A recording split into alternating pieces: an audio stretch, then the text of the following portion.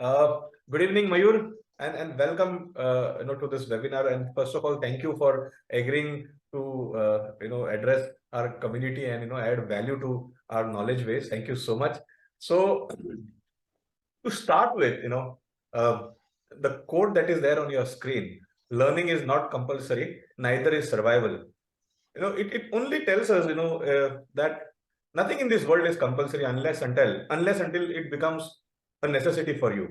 So as an advisor, we strongly believe at 10x Advisors Network is, as an advisor, your core product is advice, and advice is definitely a byproduct of the knowledge and learning that you acquire over a period of time. So any learning opportunity that you have should definitely not be missed. And I'm thankful to all of you who have shown a commitment for learning, because at the core of it, when we started building 10x Advisors Network, the whole intention was that how can we make advisors win out there, because aapka success, your success is our final goal. And when I say that, that makes me very happy when I see so many participants joining in time today. So welcome to this learning session, and I'm 100% sure that we are going to have an amazing session with Mr. Mayur today.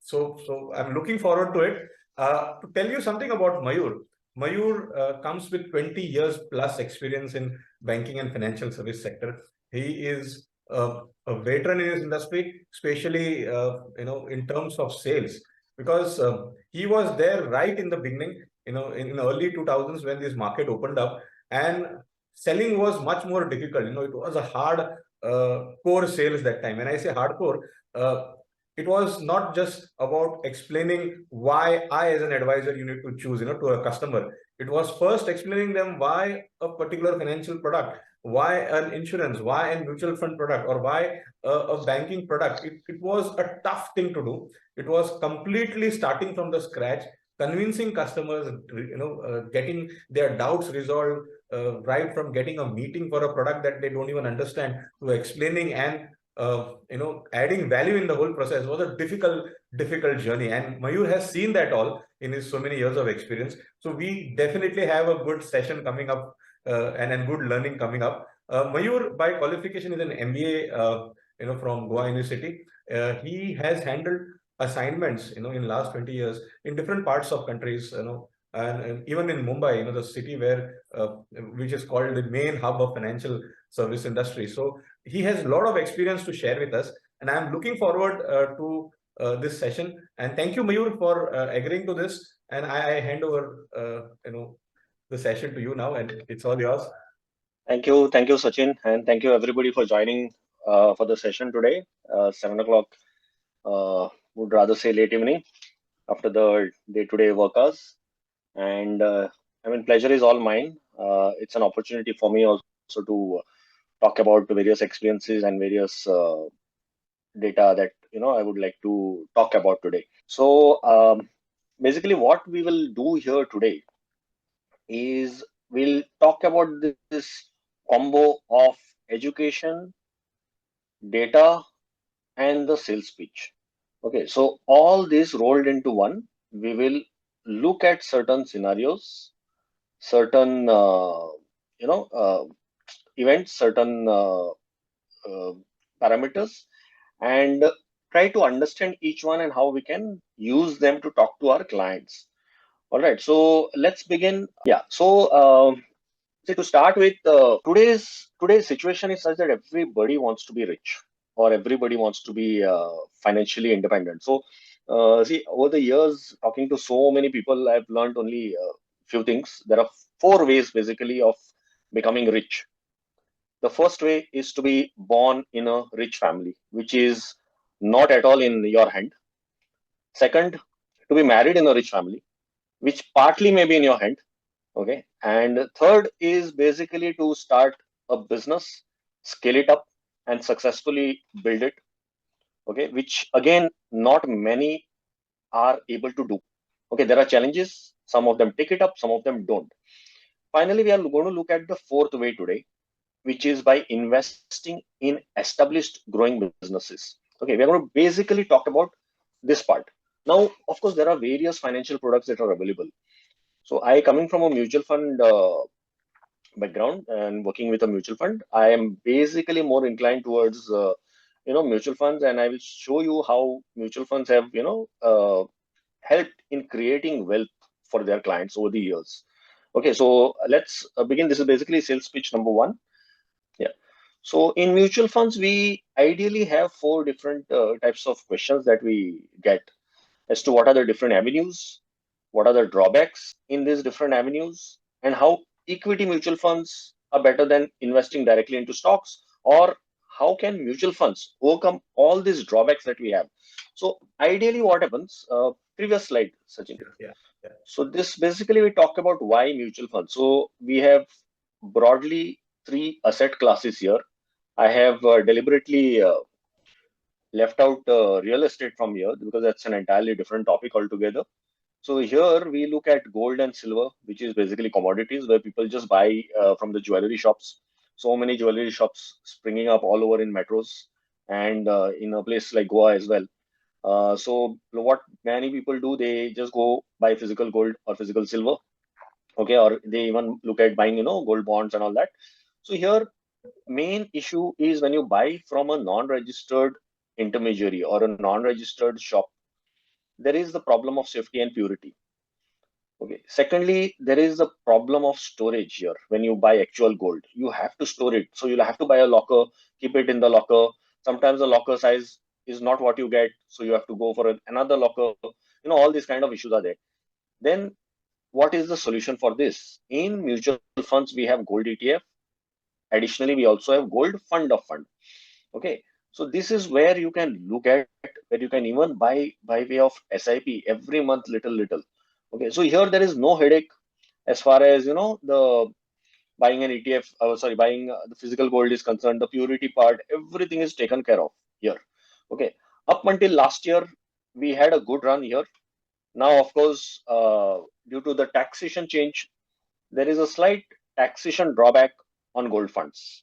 Okay, it basically whatever gain you have is taxed as per your income now. Okay, so that's one issue. Hopefully, it may be addressed in future budgets. Let's see. I don't know. Okay, second part is debt. Debt, what happens? We generally go and do fixed deposits. Okay, everybody has heard of various banks that have got closed down and what has happened to those. See, in the bargain for getting a slightly higher interest rate, people have gone to certain banks which have not had good books, and ultimately they have tanked. So this risk is always there. So how do we address this risk? We can look at a debt mutual fund where we address the diversification issue. So we don't invest just in that one particular bank, but we look at a variety of banks, corporates, and including government security, government treasury, all this we diversify and we invest. This is where debt mutual fund comes in handy. Finally, direct equity. You can relatively, I mean, if you have a lakh, you want to buy a particular share, you might end up buying hardly few stocks. Whereas in a mutual fund, just by investing 5,000 rupees, you can get exposure to anywhere between 30 to 60. There are some mutual funds which also have 100 odd stocks in their portfolio. So just by investing 5,000 rupees, you can get access to all these companies, okay, or rather invest in all these companies, which is ideally not possible as far as directly investing in the stock market is concerned. Okay, so mutual funds have a huge advantage, and it is the most egalitarian product that is available. When I say egalitarian, is basically what I mean is it is equal. Okay, it gives equal weightage to each and every person who is investing. So if you have invested 5,000 rupees, or whether you have invested 5 crore rupees, the mutual fund treatment for both these amounts is going to be same. The fund manager is not going to give some extra return to a person who has given 5 crores. Okay. What treatment is given to a 5 crore person? Same treatment is given to a 5,000 rupee person. So this is where professional management, you can take advantage of professional management and the diversification.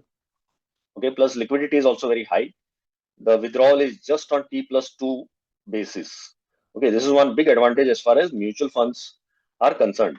So this is basically, I come to the end of my sales speech one.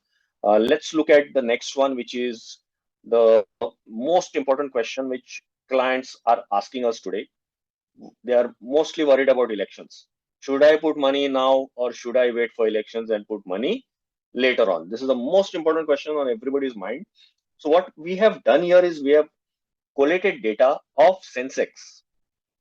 Okay, so all these lines which are marked in blue or purple, okay, as you can see on your screen, this is basically the return 1 year after the elections. So in 79 there were elections.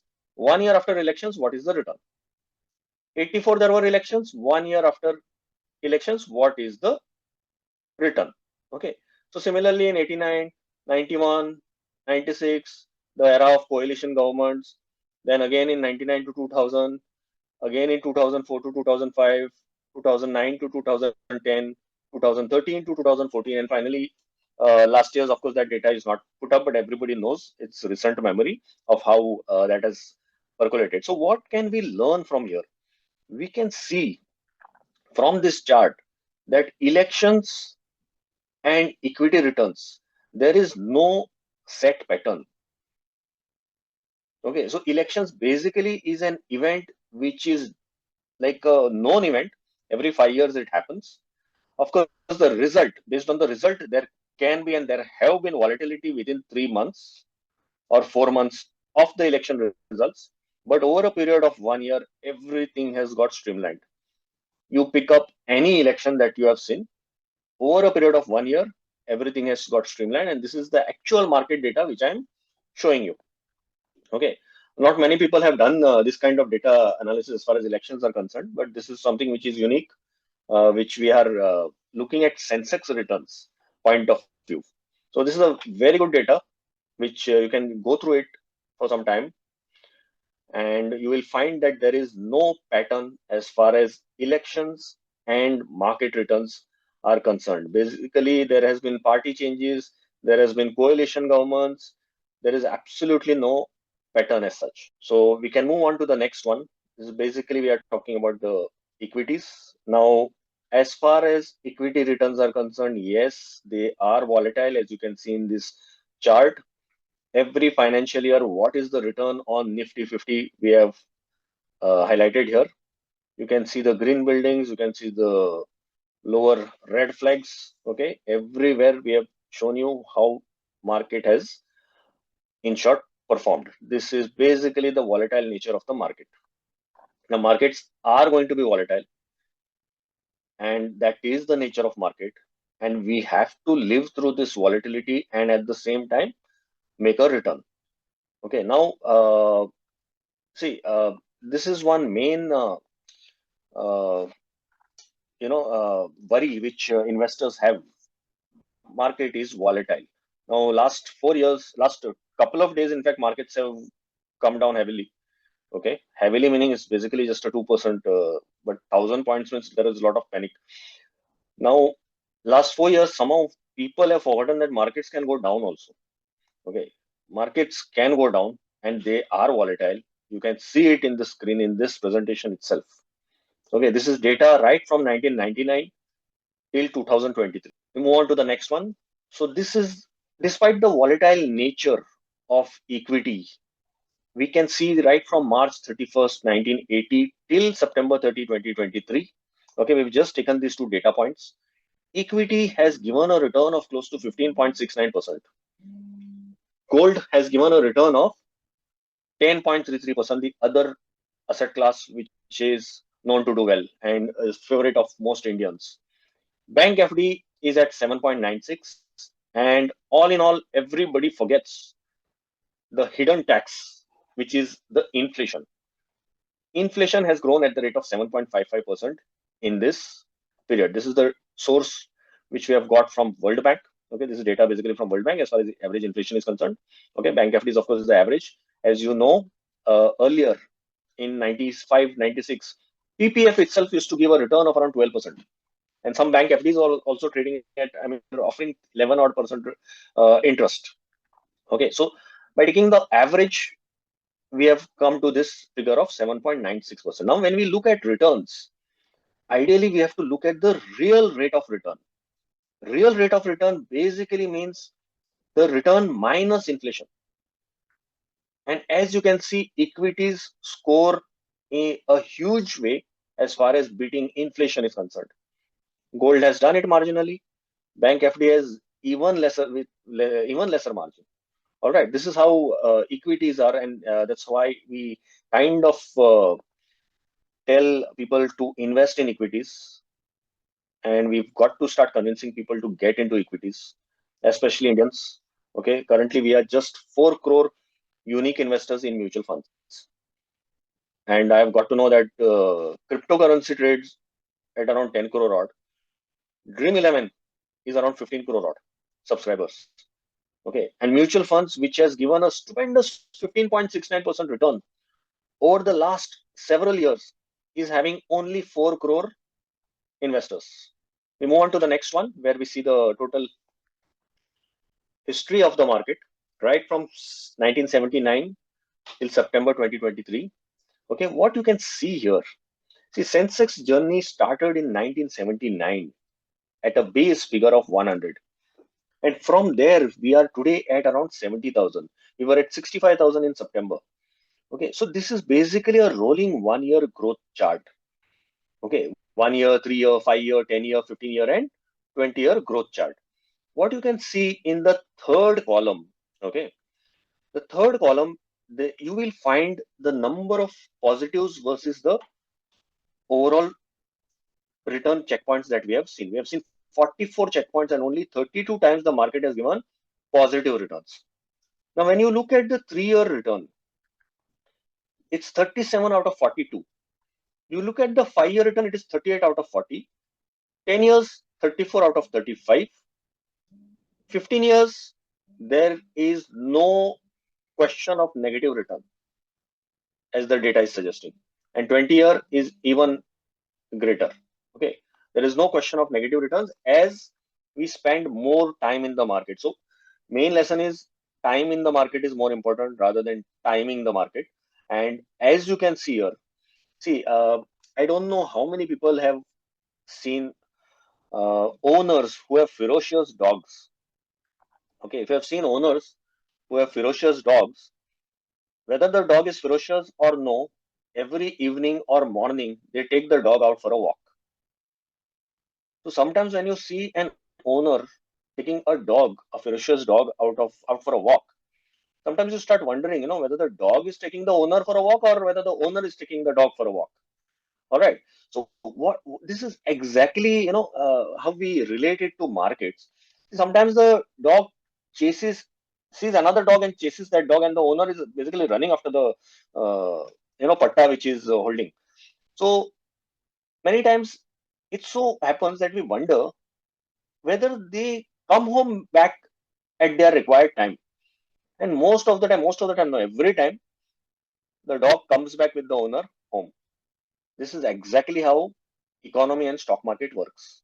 Okay, if you can see in 1990, sorry, in 1987, Sensex is at 450.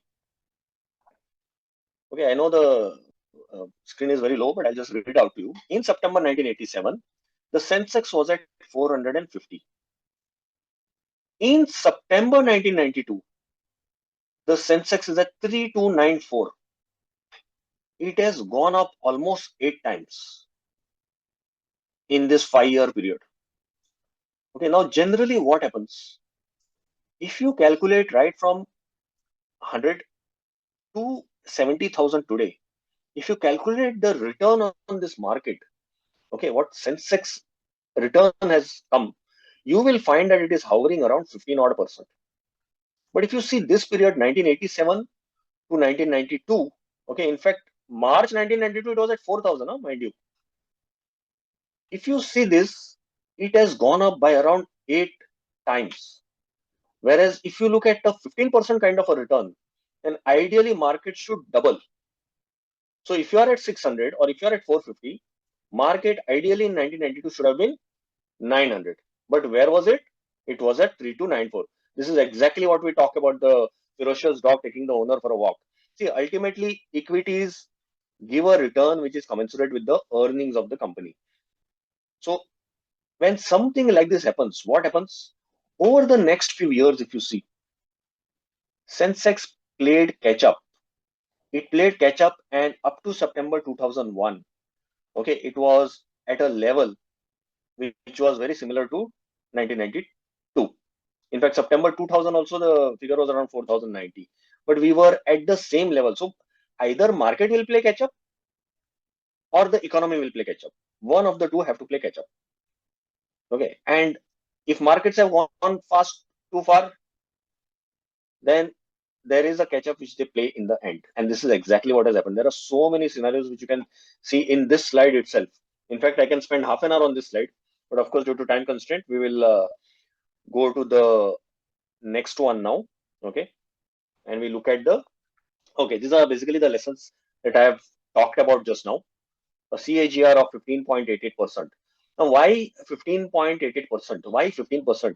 So 15% basically is the nominal GDP growth of the country. Okay, so if you look at the 1980s to 90, the FD rates were around 12 odd percent. Okay, so if you see, inflation was higher, but India's GDP growth was 3. 12 plus 3 is 15. You look at 2000 to 2010 decade, the GDP growth was far higher because this was the period where we got the liberalization, to activate properly, and we kind of saw some very good returns in the market. Okay, so what has happened here? The inflation dropped; it was at around 7. The GDP growth on an average during that time was around 7.5. 7.5 plus 7, 14.5. Okay, so all in all, everywhere your real GDP plus inflation has been around the 15% mark, and hence the markets have given you a return of around 15%. That's the only scientific explanation that is possible in this scenario over here. Okay, yes, equity markets are volatile in the stock short term, as you can see the 1 year and 3 year rolling return charts in the previous slide, and but the probability of a gain from equities in the long run is far higher, far more higher. All right, so we move on to the next slide now. Time and not timing that makes money in the market. You've got to spend time in the market. All right, so we'll see that in the next slide. So today, the main question which people ask, with markets being at a very high, okay, or rather, the main thing is people say markets are at an all-time high. Should I book profit? Many times people book profit, but they are not able to time their entry back into the market. So what we have done here is we have made data analysis of this. And if you are invested continuously right from January 1st, 1990 to September 30, 2023, you have earned a compounded annual return of close to about 14.02% here.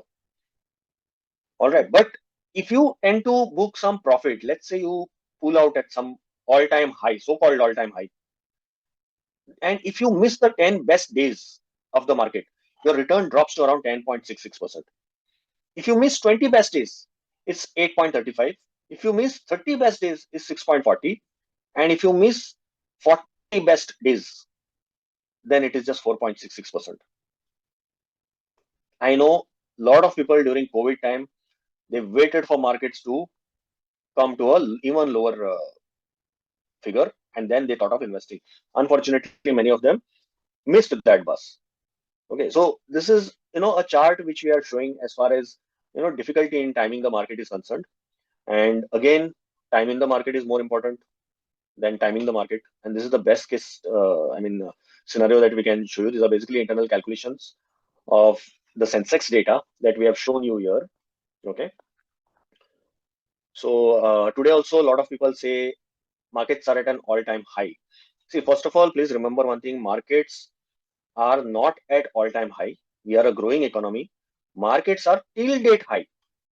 Okay, it's not all-time high, but it is till date high. We are going to see growth. We are going to be a $5 trillion economy. We have the demographic dividends in our favor. We are going to grow much faster, which we are in the world currently. Currently, in fact, see, if you must have heard the saying, USA sneezes and entire world catches a cold. Today, our situation is like this: entire world has fever, but India is not even sneezing. Okay, this is the story basically of India today.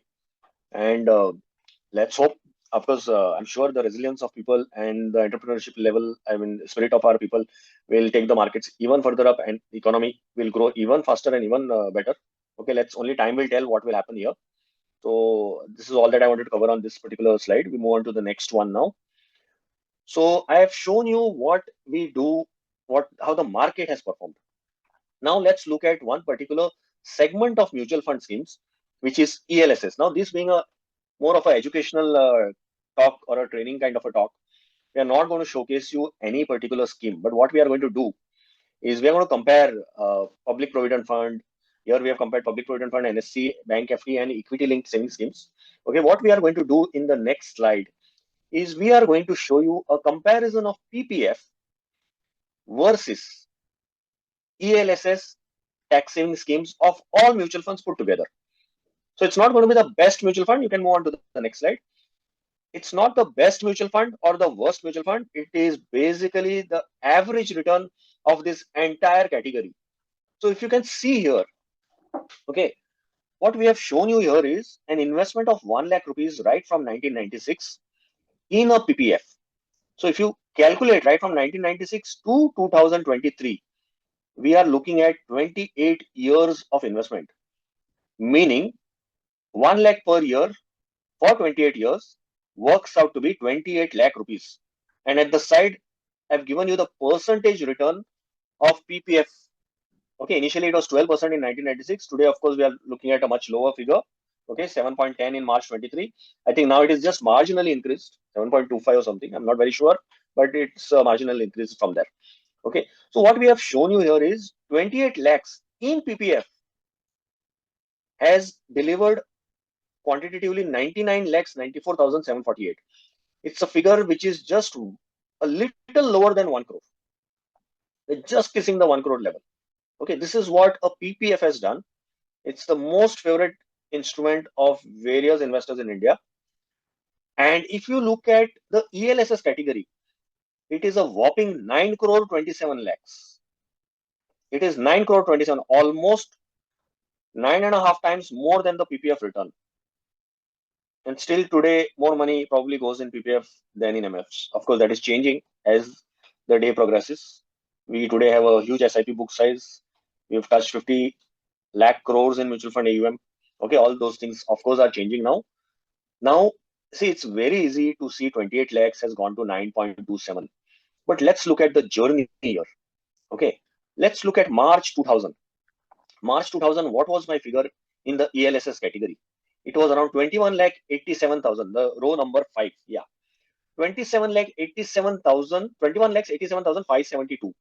You can see that immediately next year, that is in March 2001, there is a drop of huge 14 lakh 89,000. So there's a approximate loss of around 7 lakh rupees in the ELSS mutual fund category. Just imagine the loss. Imagine any one of you losing 7 lakh rupees in a year. It will hurt, and it will hurt bad. Okay, this is the nature of equity markets. You can see how volatile it is.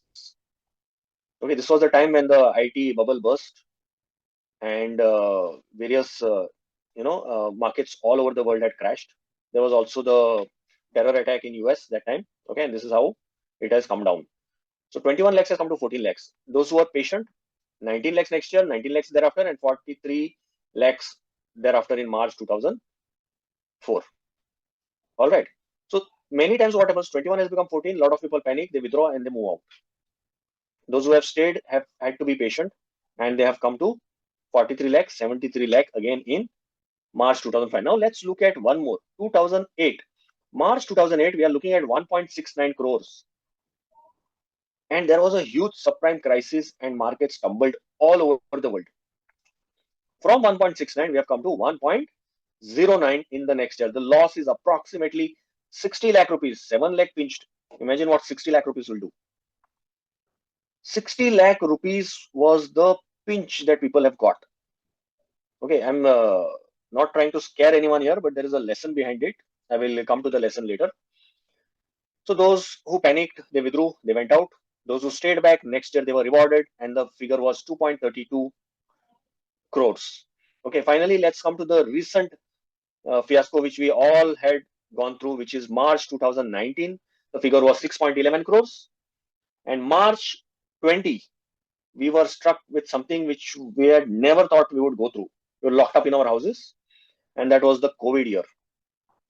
Look at the loss. The loss is around 2 crore rupees, almost 2 crore rupees. So everybody knows during COVID what has happened. 6 crore has become 4 crore.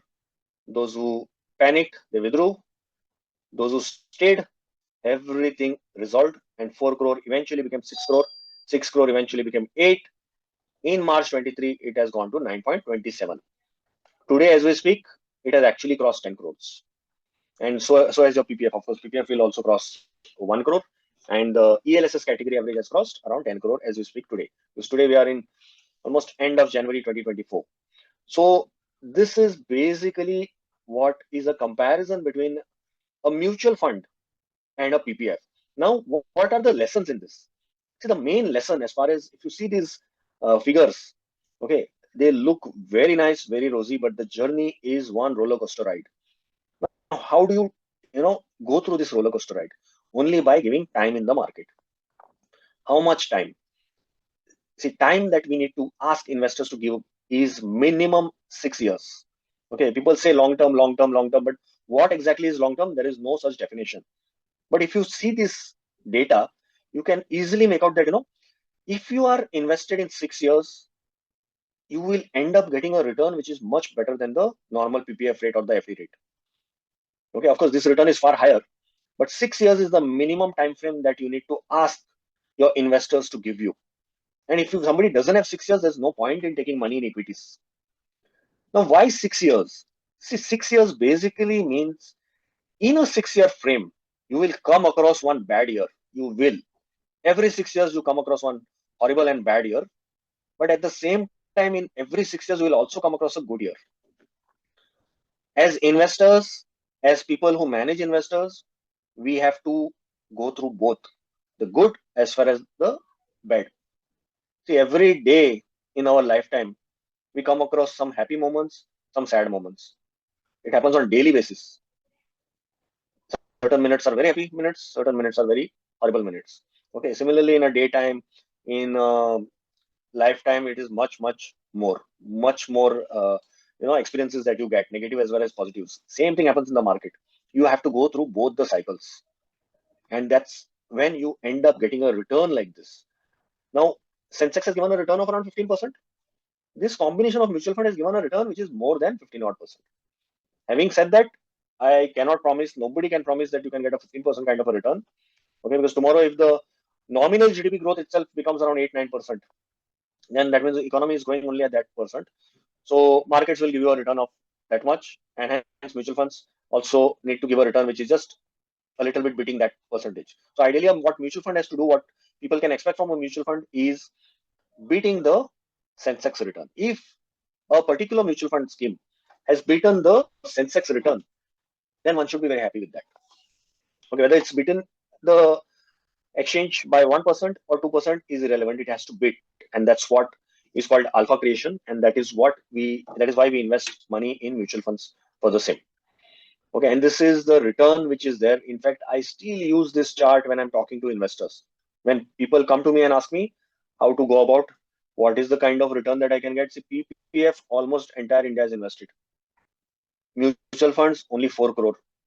This is the chart we need to show, and you can explain this entire scenario in this particular chart. Okay, entire equity market you can explain.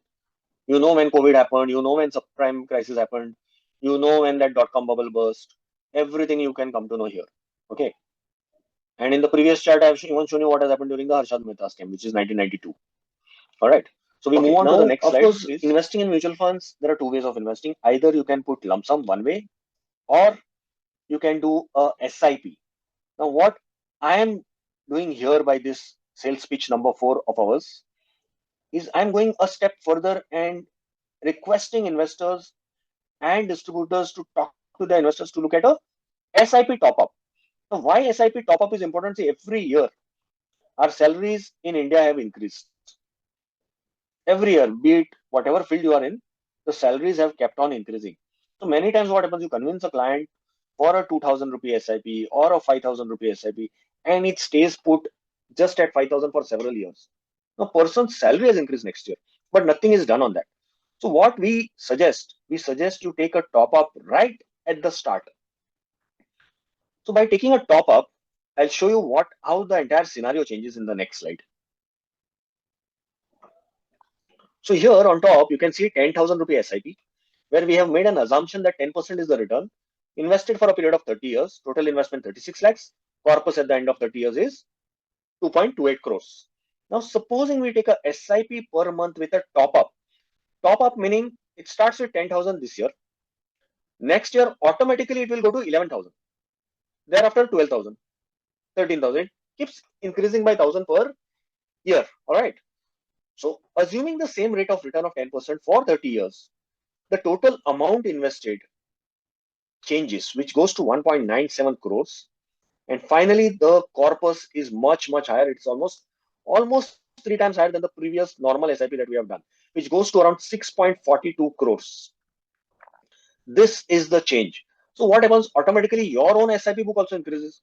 You don't have to go to the client again next year and ask him, give me one more SIP. Automatically, you are taking an SIP for several years. Okay, this way your SIP book also increases. And believe you me, it's a fantastic tool. This tool is unused. Now, please remember one thing, that when you do this 10,000 rupee SIP, don't forget to take the OTM mandate much higher. You can't take a 10,000 rupee OTM mandate and do a 10,000 with top up. It will not go through. Take a 10,000 rupee SIP, do an OTM for 25,000, 30,000 or 50,000, so that automatically every year it is taken care of. Okay, this is something which one should not forget. All right, and SIP top up any day is far better than normal SIP. Not many people will be willing to do it, but at least you can make a beginning. Even 10% of your clients buy this idea, it will increase your SIP book by a huge amount without actually marketing for it. So we move on to the next one. So this is a very interesting pitch. See, everybody in India has a housing loan. See, housing is very close to Indians. Okay. So what we have done in this chart, see, generally people take a 20-year long housing loan. So what we are telling people, instead of 20 years, you take the loan for 30 years. You increase the tenure. So by increasing the tenure, what happens? So we have made an assumption here. A person takes 25 lakh rupee loan. Okay. The home loan rate is counted as 8% in this particular example. Okay. So EMI payable for 20-year period would be 20,911. However, if you take a 30-year loan, the same EMI reduces and it becomes 18,344. Okay. So what is the difference? The difference is around 2,567. So what we tell people, that this 2,567 rupees, you make an SIP. Okay, so here we have made certain assumptions. We have made an assumption that the SIP will increase only by 10%. Though markets have given what return? 15% return. Here we are making an assumption that it is going by only 10%. All right. So 19 years have passed now. After 19 years, what will happen? Your total EMI paid will be 47,67,708 for Mr. X, who has taken 20 years loan. For Mr. Y, who has taken 30 years loan, the total EMI payment is 41,82,000 with a SIP investment of 5,23,000. So overall, how much money has gone out of their pockets? Same, 47,67,000. In the other case also 47,67,000. Now, what is the principal outstanding for Mr. X? 6,27,000. What is the principal outstanding for Mr. Y? 17 lakh. But what is the corpus for Mr. Y in the SIP? Assuming a 10% return, the corpus is 17,49,000. He can straight away close the loan then and there. In fact, he would be able to close the loan much earlier if we get a return which is higher than 10%. Okay, in fact, a return of 12%, or 12% return would close this loan probably in 17th year itself. Okay, so this is a very interesting pitch for all those distributors who distribute home loan products as well. You can go back to your clients and pitch them an SIP in this manner. Now, of course, this is for a person who is going to take a new loan. Okay, there are many times it so happens that the loan is already taken, and many people don't get a 30-year loan. They will get only a 20-year loan. So what do we do in such kind of a scenario? So we move on to the next slide.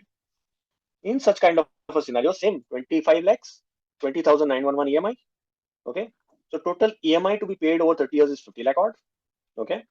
What we do here, okay, is we tell the person total interest of this particular loan. Okay. So this is another way of doing it. We can tell the person that your entire interest we will take care, and you will end up paying only the principal. So what happens? 25 lakh is the principal, 25 lakh is the interest there. So what we are telling is 0.2% of the loan amount. So 0.2% of 25 lakh works out to be 5,000 rupees. You do an SIP.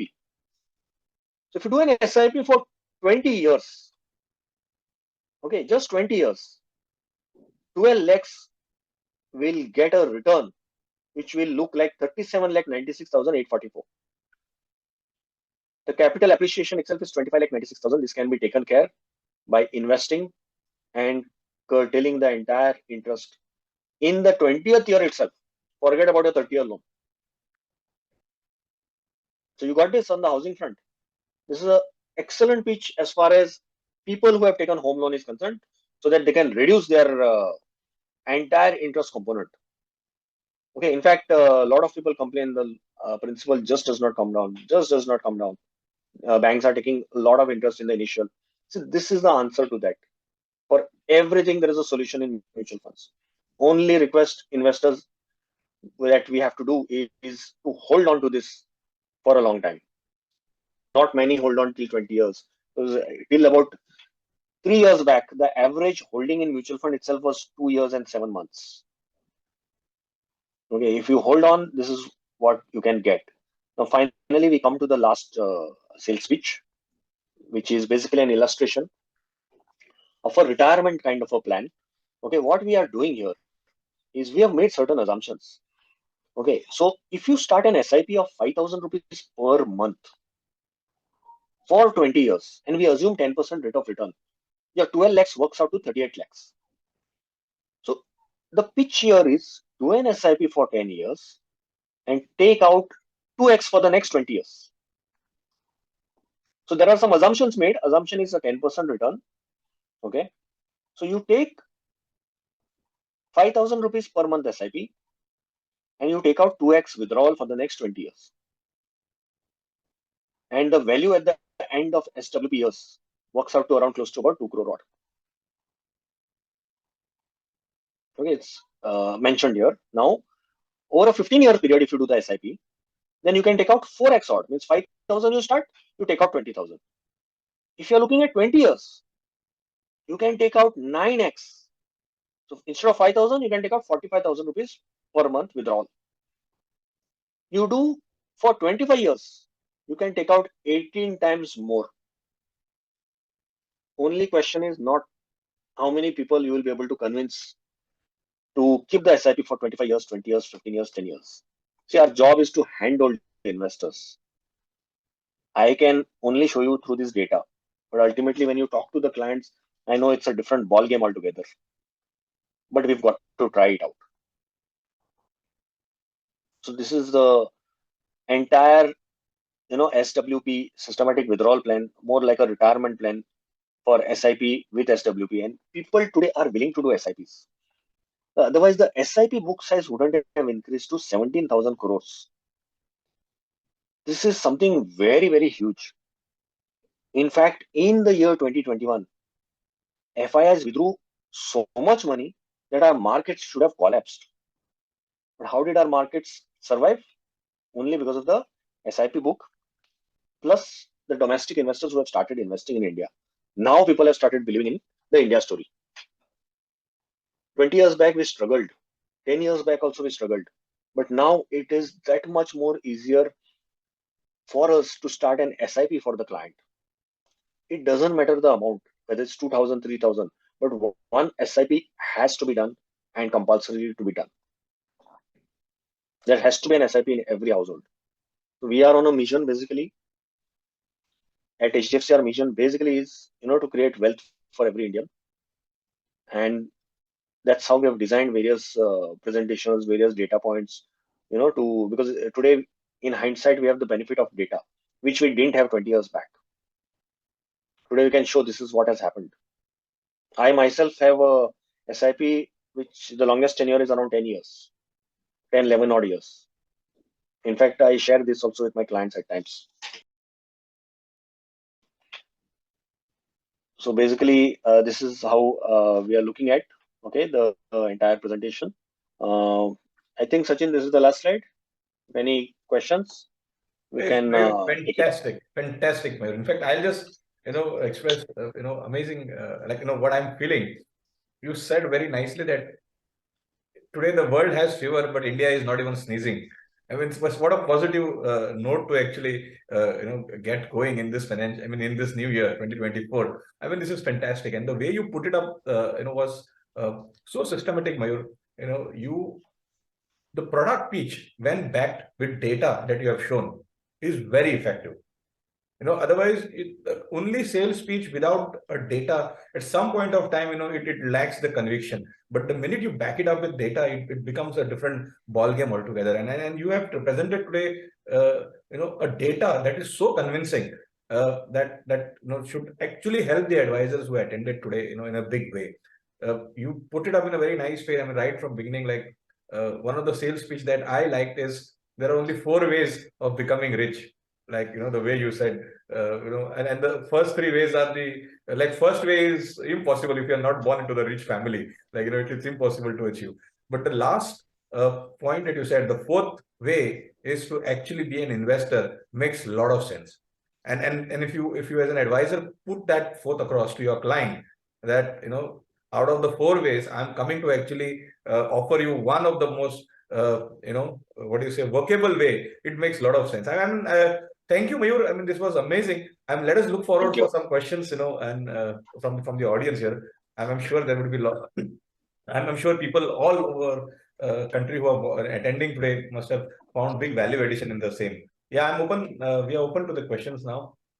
In fact, in meanwhile, Mayur, till the time someone just makes up their mind or thinks of a question, one of the things that I'm just wanted to curiously ask is like they always say that you can't satisfy someone's greed, and in today's scenario wherein the stock market is robustly growing, and and there are news across that अरे यार ये stock ने मेरे को 50% returns दिया, 100% returns दिया, and when an advisor goes to a client who is quite aware of this extraordinary gains and says like on an average mutual fund will give you 15-20%, the story is not convincing. Of course, I know the clients expectations are too high here, and probably they don't know the technical aspect of it. It's only that okay, इस company ने 100% return दिया, stock market में 50% return दिया.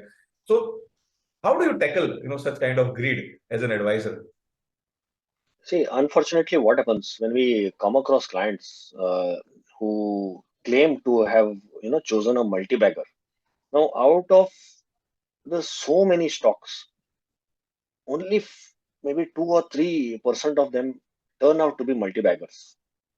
Okay, just 2 or 3%. And many of these people, clients who come up with stories, okay, they tell you the good story only. They don't tell you where they have lost the money.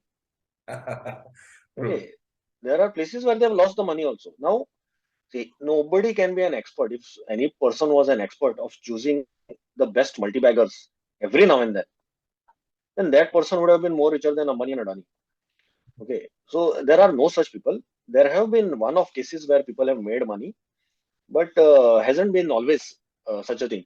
Now, having said that, yes, you can look at certain part of your investments in direct stocks, no doubt about it. You can do it, but see, what we got to promote as distributors is basically look at asset allocation. We cannot put all our money in one basket. So everything in stocks or everything in mutual funds is not good. Little in mutual funds, little in say gold, little in FDs. Okay, this is where we need to do that, and this is where we need to educate our clients. Many times, see, in like for example, in 2007, majority of the people were investing in infra stocks. What happened after that? 6 years, no returns. In the year 2000, many of them invested in uh, things like IT stocks. What happened after that? 4 5 years, no returns. Such was the sin. True. All right. So, of course, we've not had this kind of scenarios, but of course, during COVID time, it was the boom for IT and pharma stocks, and thereafter things slowed down there. It was a boom for maybe the airline hotels and all that, the tourism related stocks because of the revenge, Right. pent up demand, revenge tourism, as they say. Yes. I agree with you, Mayur. You're right. Yeah. Yeah. In fact, I think I'll take one more liberty to ask one more question. Yeah. Direct mutual fund versus distribution, through a distributor. This is one common, problem that advisor needs to tackle today. How would you address that? Uh, see, ideally, best way to address this is as a distributor, one has to, make oneself so capable, that, you become a financial doctor. Yeah. Okay. For anything and everything, the client should ideally come to you. Okay. Direct is always available and it will forever be available. But question is, see, anybody can go to the gym without a trainer. Yeah. Anybody can go and, do anything. In fact, now, today, my kids are there. Okay. I can teach them myself. But question is, do I have the time? Makes sense for me to send them for tuitions. Now, I know some doctors, who are basically studying markets every day for 1 hour. They're studying markets every day for 1 hour and choosing certain equity stocks and mutual fund schemes. Now, why are you wasting time in something which is unrelated to you? Instead of that, 1 hour, you increase the timing for getting your patients. That is your core activity. And leave this job to a professional. Okay. But the professional has to be good. Yeah. Okay. This is where, we got to look at. I agree. I agree. And the financial doctor that you said, is very, very important concept which everyone has to actually adopt. And one of the Absolutely. data that has come to me, is like, when I just asked this question to some other people in the industry also, then one interesting answer that I got is like during the pandemic, when they did a data analysis, 85% of the people who lost money during that time, okay, were direct, had invested directly. So handling emotions is one of the most important tasks which an advisor does very nicely. And a lot of time it is the panic and the emotional loss of control which actually makes people lose money in the market or in anything. It's a wrong decision, and wrong decisions are often triggered by emotions, rather than a logical or database thing. So I think advisor has an important role. I think the classic story here is when Arjun said, I'm not going to fight. The advisor, Bhagwan Krishna actually gave the right advice and they won the war. Even being on the weaker side, they won the war. I mean, that's the power of an advisor, which everyone has No, to. absolutely. Absolutely. In Mahabharata, basically, Krishna was the advisor. Okay. Absolutely. In fact, Yes. had he had they consulted their advisor before going to play gambling, Yeah. probably Mahabharata wouldn't have happened. Okay. That True. time they didn't consult the advisor True. True. or True. consultant. Okay. True. They did True. it only when they were in trouble. Absolutely. Absolutely. Absolutely. This is the important lesson again in Mahabharata. Take Yeah. advice every time. Correct. Correct. Fantastic, Mayur. I think some good interactions we are having. Someone was just saying, So yeah. I think there are some comments, questions that have come Okay. Okay. in the chat box. Uh, uh, One minute. Yeah. From Pradeep Kumar. I'm Yeah, not. I think there is from Devendra Sharma, some MCR Yeah. Yeah. promoting concept like freedom SIP, and suppose client want to start SIP for regular cash flow Hmm. after After 15 15 years. years. So is it advisable to go for a single or 1 lakh SIP? See, that I leave the choice to you. See, whether you take 5 different funds or whether you take one. But if you're taking one, see that you take a more diversified scheme. Okay, rather than, you can't just take one pharma fund or one technology fund and do a SIP and SWP in that. You have to take broader related funds or certain hybrid funds. Okay, this is my suggestion for you. Mr. Devendra ji. And second, I think Kavita ji has posted, youngsters are more keen on investing in MF. Is it okay if they only look after equity-based MF, or they should have a? Yeah, again, that depends on the each one's risk appetite. Okay, ideally, we tell senior citizens and all to look at hybrid schemes where there's a mix of equity and debt. And youngsters, we tell them to look at a complete 100% kind of a equity scheme. Okay, so it depends on the age group. We can advise them, and of course, 100% equity. See, this is a very difficult question to address simply because when a client comes to you, okay, you know that client already has some debt. He must be having some FDs. So if he is worth, let's say, 50 lakhs, and he's come to you just with 5 lakh rupees for investment in mutual funds, what will you do? You cannot do a asset allocation of that 5 lakhs.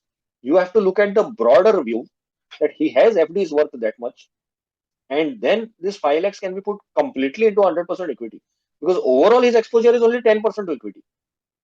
Okay, this is how you can address this. Mr. Pradeep ji, session was helpful. Thank you. However, any insights on life insurance too? I mean, on ULIPs and traditional policies, any inputs? See, I'm not an expert, Yeah. but again, I would say you look at asset allocation little bit in everything. That's the best thing I can say. Yes. Okay, that way you can look at doing stuff. Okay. Okay. Of having said that, of course, I being from mutual funds, of course, my tilt will be towards mutual funds. Hmm. So yes, we have good products here in mutual funds. But if you want to give some amount of ULIPs, some policies you can consider, because at the end of the day or at the beginning of any wealth planning, the first thing one should look at is taking care of life insurance and taking care of health insurance. Okay, earlier in our time, we used to have health insurance of just 3 lakhs, 4 lakhs. Today, it is proved that that is also not enough. You have to have a much higher minimum amount. True. Okay, it shouldn't be that you have done your mutual funds and you end up spending this entire wealth and giving it to a hospital. Okay, so the risk part has to be taken care. And see, a lot of people, even in life insurance, what happens? They take very less life cover. Initially, for a youngster, straight away, if you want to create an asset for yourself, I mean, I remember I taking a life insurance policy for 1.5 crore. It was a term plan. So Hmm. at a very young age, I had 1.5 crores. If something happens to me, family gets 1.5 crores. True. So it's basically you've got to mix it around. Okay. Hmm. Shailaja ji, In fact, Mayur, SIP. on this thing, no, I will just like to add something. Like Yeah. if you, when you said the whole concept of financial doctor, and now you're also talking about protection being, to be taken care of first, like health insurance and life insurance, and then look for an investment. I think this calls, this is actually the responsibility of financial advisor to actually get a proper mix of all those things, ensure that the money is protected and also grown. This is a very big responsibility, and if you're, as a financial advisor, if you're doing this responsibility well, I would say that there is actually no chance that a customer will choose online platform comparison to a advisor who is doing this kind of job. And believe me, like a lot of advisors who are using Finergy, as an app, are actually seeing that difference, and because they're getting everything in just 1 2 minutes, and they're getting the risk appetite of a customer, what is the risk management, wealth management, what is the budget management, and now with all that data, an advisor is much more equipped to advise properly. I think that's fantastic, right? And you could take up the other question. Yeah. So Shailaja is asking SIP to choose from national banks or from private institutions. Right. See, that I leave it to you in the sense, whichever area you are coming from, where do you get good service? Okay, because all mutual funds are good. Okay. The larger ones have much better fund management teams, well equipped. Okay, and in terms of service, also they are pretty good. But I leave it to your judgment on what kind of service you get from each mutual fund that is present in your area. And ideally, that is what you can look to choose rather than being biased towards a national bank or a private institution. So mutual fund is mutual fund, whether it is national bank or private, both are investing in equities. Okay, so if you're looking at from risk point of view, it's the same for both. Yes. Next one, Mr. Milind, what is good combination of funds to give good returns in the long term? Um, See, I have a basic formula in the sense, I would say, 40% of the money should be in diversified equity funds, which are flexible. Okay, say flexi cap or multi cap or even large cap, a combination of all these three. Okay, another 25% would be to look at special mid cap or small cap funds. Another 25% would be for maybe hybrid funds, and 10% would be for theme based or sectoral funds. This would ideally be a good combination as per me. Okay, of course, many investors may not be inclined to invest in sector funds or thematic funds, but if that is the case, then you can just shun away that 10% part and put that 10% in diversified equity funds. Right. I think Sheshagri Gada is asking a question. Shishagiri Adaji, what all things should I do to become a pro expert, professional expert as a financial doctor? How much time on learning? 6 years experience and MFT part time. See, I would suggest you attend all. It's good that you have attended this call. You should attend much more calls, and that's how you will learn. Because there is no basically you cannot go back to college now. In college also they don't teach financial education, so you have to learn from various experts that you can attend. Okay, learn from them. Also read up, and at the same time start your own SIP today. Hmm. SIP or lump sum. You do that if you have not done as yet. And this is your own money when you're investing, no? And you show this financial statement to your clients, it makes a huge difference it makes. Hmm. So you should consider that. Of course, now you cannot show a 3-year statement or 4-year statement. When I show my statement is 10 years old now. It has much more weightage. I'm able to tell people that I've stayed for so long in a mutual fund, and this is the kind of return that I've got. In fact, you're right. uh, One more thing, I'll just add to this. If you see, learning today has become much more easy. Like just imagine before COVID, you had to wait for a physical session to happen, and the frequency was much lesser. But today, you can whatever you could learn before COVID in 5 years, you can learn that in 1 year and implement that as absolutely, well. I mean, this is an absolutely. amazing time ahead for financial advice. At least from the learning point of view, there are big opportunities available. Fantastic. Right. I think you can take question of Yeah, I think one more Praveen. question is there, Yeah, Praveen. Praveen ji. Praveen. When giving examples of fund growth over a certain period, what is the ideal benchmark CAGR that can be taken, which can give a realistic output, as we don't want to exaggerate returns to customers? See, now it's a good question actually, and you've asked also at the right kind of a time. Because today, if you see the last 3 years return, it shows around 28-29%. But question is whether it is the right thing to show. If you ask me, it is not. I have shown you the rolling returns chart. That is something which you can show. Okay, of course, now not all schemes give you rolling kind of a returns, but there are some presentations which actually talk about rolling returns. You can look at those and you can show those. But ideally, you can show a return to clients which is just little more than the FD kind of return. See, ultimately markets will perform the way economy performs. If it does better and you end up getting 15% return, automatically your client will be happy when you're promising them just little more than the FD. So there is no ideal benchmark, because this ideal benchmark, so-called ideal benchmark, will keep changing. Now, last 40 years we have 15%, but in the last 10 years the total nominal GDP itself was around 11-12 odd percent, I believe. So you can look at that. Yeah.